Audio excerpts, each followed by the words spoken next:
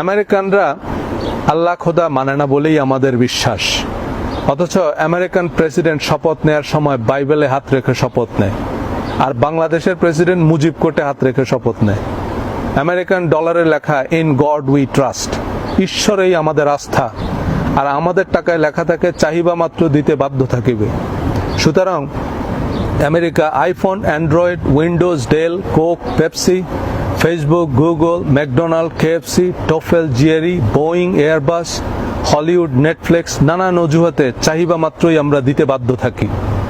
হালাল সাবানের মতো আস্তিকের লেভেল থাকলেও আমাদের প্রতিদিনের কর্মসূচি বলছে আমরা স্রষ্টা ও পরকাল কিছুই বিশ্বাস করি না। কিন্তু আমেরিকানরা ইমান, আমল, পাপ পুণ্যের ঢোল না বাজালেও তাদের কাজ বলছে তারা বিশ্বাসের অজেয় শক্তিতে বলিয়ান।